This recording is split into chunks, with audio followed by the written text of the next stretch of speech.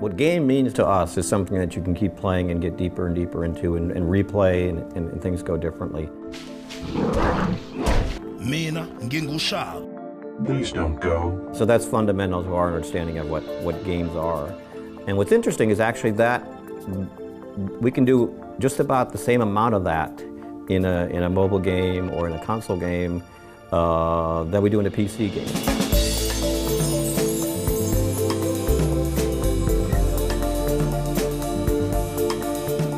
Being known as strategy players is a badge of honor, and it certainly does define where we've come from.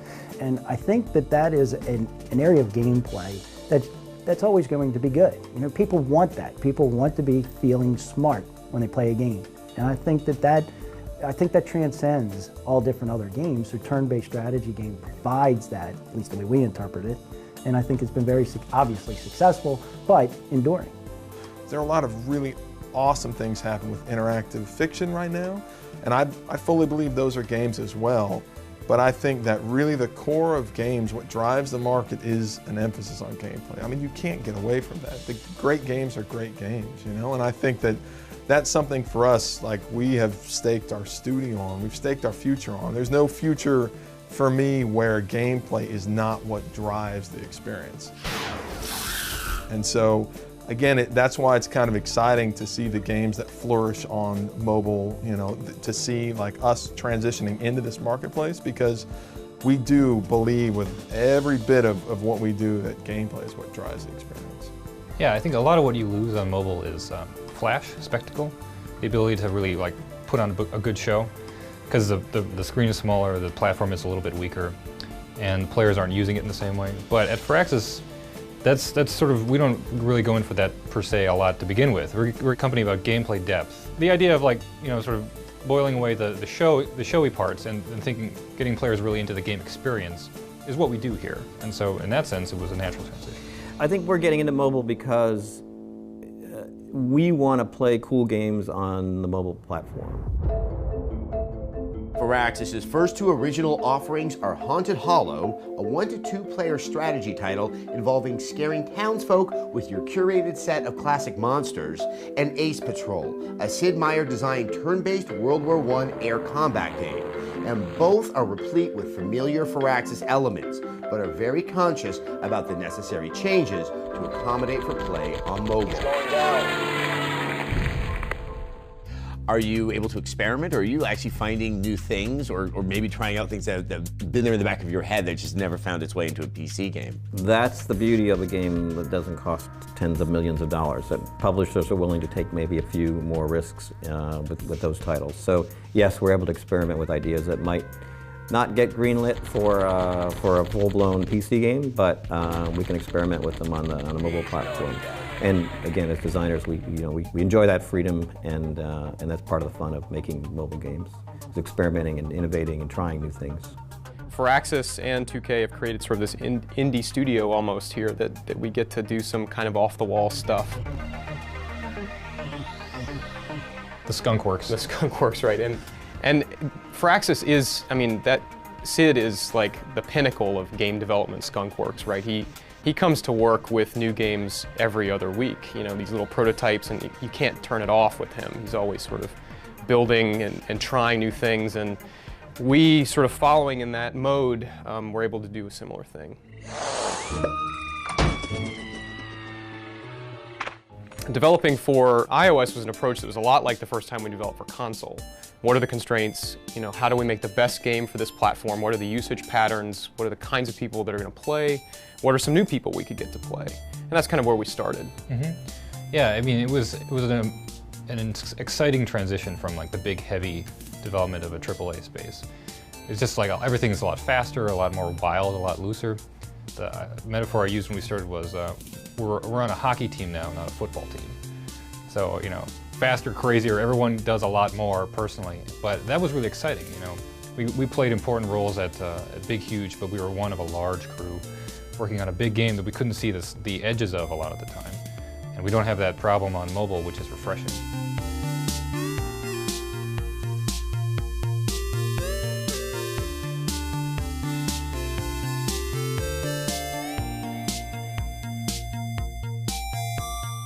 What was kind of the initial reaction here at Firaxis when people were made aware of this move into mobile? I mean, there's a lot of uncertainty there.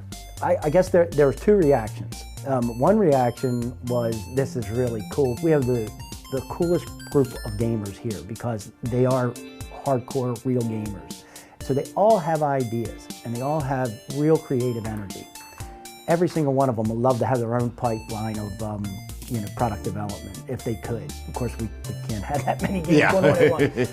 And so they saw this as an opportunity and saying, hey, now maybe there is an opportunity. You know, if I keep thinking about ideas, then maybe there's a chance that I get to try it. I think that was one reaction. The other reaction was, what are we doing? This environment is not what we do. You know, this is these small games that are not a lot of depth, not necessarily our audience. You know, why are we doing this? Why are we going there?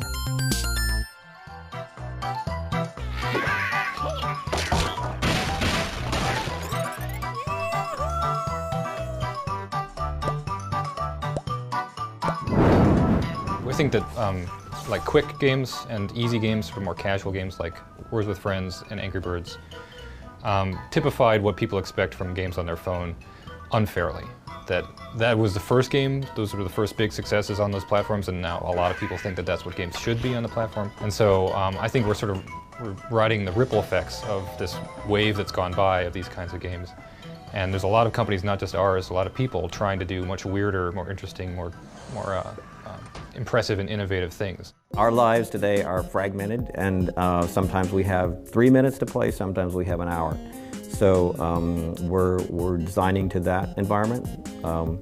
You know, turn-based works very well there because you can take one turn, or you can take 20 turns, or you can fly 5 missions or half a mission, or that it kind of works well in catering to your environment and the amount of time that you have and what you're doing. I think when tablet started, people viewed it as a giant phone and played the same kind of games, brief, quick, and then put it down. But now it's become a ubiquitous tool of use for so many ways. People are accustomed to using it, like you say, for like lying on their bed or their couch for minutes or hours at a time. I think it really takes software, good software, to change how people use the device. I mean, people didn't play games on their computers until there were good games that they could sit. I mean, you wouldn't really think you'd sit in a computer for 2 or 3 hours at a time in an uncomfortable chair, not on your couch. You know, that takes a good piece of software to compel me to do that.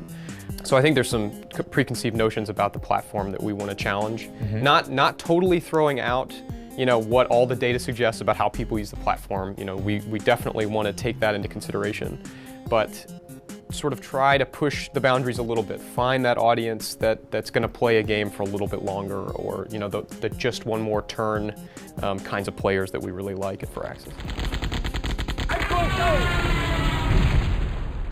We get a benefit because the other big developers, I think the interface is still really hard, right? Like, how do you play an action game with touch? It's hard. I've played a lot of games like that, and a lot of people done some really interesting stuff, but with us, we have an interface, touch works perfect. And so that's not because we're so smart. It's because it's a happy accident, right? Like, touch works great.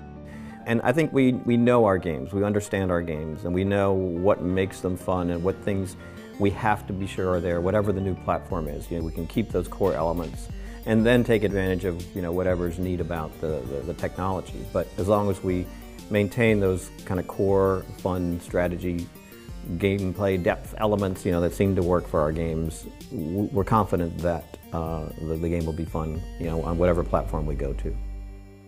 Tablets, or just the entire mobile space, seems to be in a constant state of change.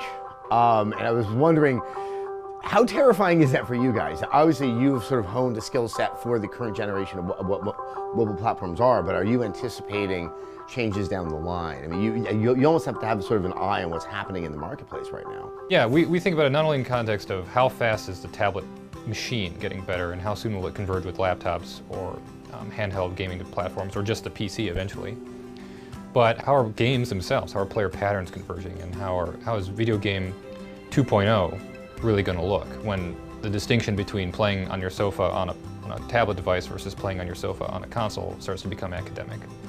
So we think that the mobile space has erupted a lot and is gradually coalescing, still really messy.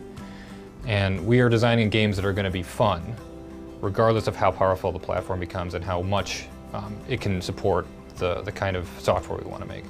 If the platform doesn't work for us from a gaming point of view, then we're probably not going to. But if it does, we're happy to deliver it on any device that someone's going to have fun with, whether that be Android or Windows or other tablets, whatever it might be.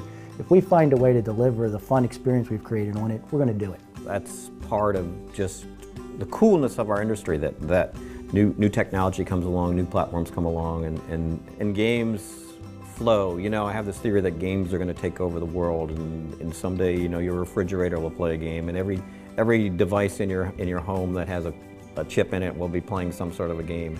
And you know, so we're looking at mobile, we're looking at console, we're looking at PC, you know, whatever the new box, this box, that box. Those are places that you know, someday we'll put some games on, and we're part of that, you know, taking over the world with game strategy.